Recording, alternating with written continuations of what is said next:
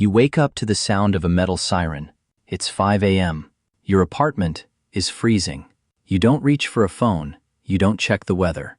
You turn your head to the wall. Two portraits stare back at you.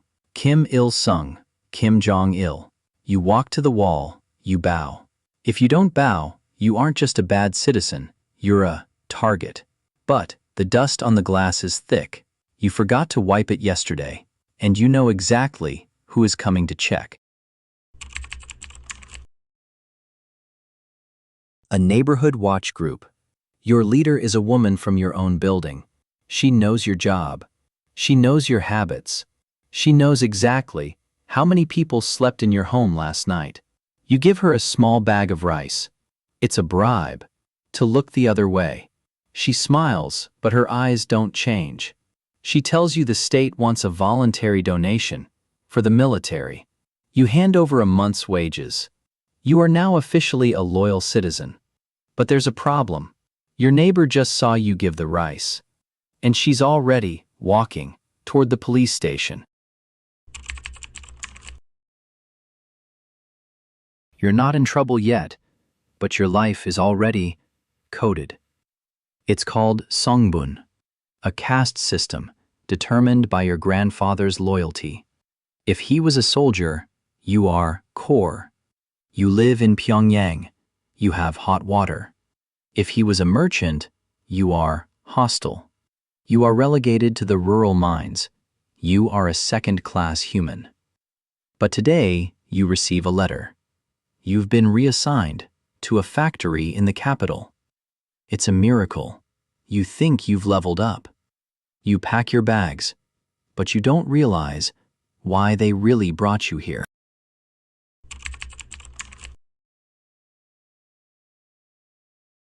The factory is massive, the machines are rusted, but the quotas are impossible. You stand for 12 hours. If the quota isn't met, the lights don't go on tonight. Your boss walks by. He's wearing a suit, but his shoes are torn. He tells you that America is failing. He points at a screen. It's a broadcast of a riot in the West. It looks like the end of the world. You feel a surge of pride. You have food. They don't. But then, you see a worker drop his tool. He's not fired. He's simply gone. His desk is empty by the next shift. You don't ask where he went. You just work faster.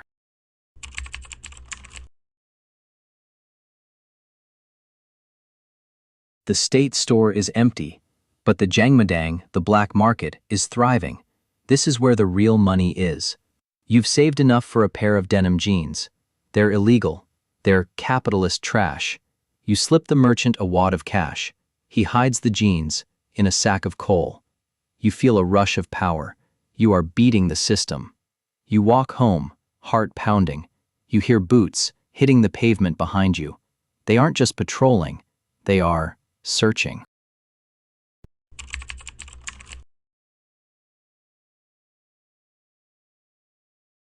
You get to your room. You pull out a small, glowing square, a USB drive. It's the most dangerous object you own. You plug it into a hidden player. A movie starts. A woman in Seoul is buying coffee. She has a choice of 10 brands. 10. You realize you've been living in a black and white world. This is color. This is terrifying. If they find this, it isn't just you. Your parents will go to the camps. Your siblings will never get a job. You are holding your entire family's life in your hand, and you realize the door is unlocked.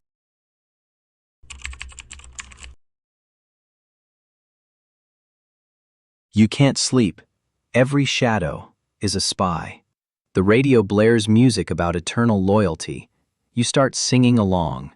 Not because you believe it, but because if you don't, you're suspicious. You have become the actor in your own life. You are performing perfection, but you're exhausted. You see a flyer on the street. Report your neighbor. Save your country. You look at your neighbor. He's looking at you. Who will strike first?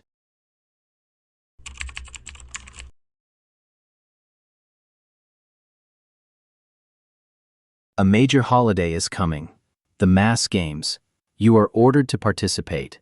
You spend 8 hours a day standing in the sun. Perfect rows, perfect smiles. If you wobble, you're punished. You are a pixel. In a human display, you don't exist. You are part of a machine. The leader watches from a golden balcony. He is the god. You are the dust. You see a child fall in the row ahead. The guards drag him away, like a sack of grain. Nobody looks. Nobody blinks. You are terrified, and you are hungry.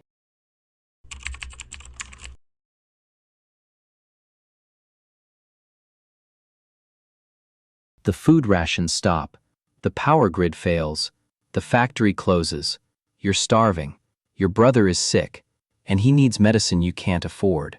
The only way to get it is to sell your watch. But the watch is a gift from the state. Selling it is treason. You're in the market. A guard grabs your arm. He's not looking at your ID. He's looking at the watch. He whispers, "Give it to me, and I won't report you." You are trapped.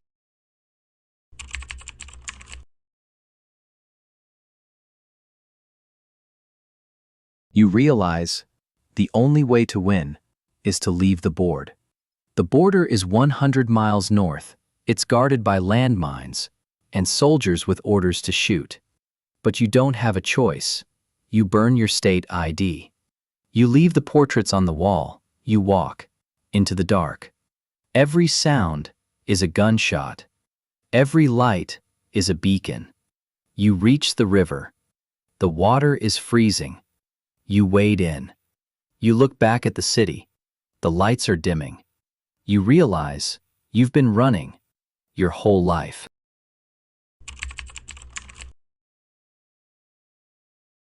You reach the other side. It's silent. You're exhausted. You think you're free, but you aren't. You're a ghost now. You have no past. You have no papers. You are starting from zero. You look at your hands. They are shaking. You realize the walls weren't just made of concrete. They were built inside your own mind. You look at the sun rising over a new horizon. You are finally alive. But you have never been more afraid. Because now, for the first time, you have something to lose.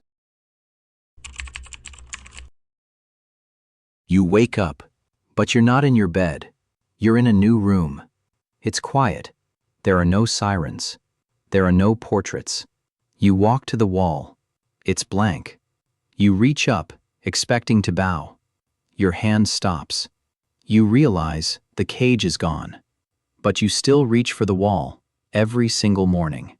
Because once you've lived in that world, you never really leave.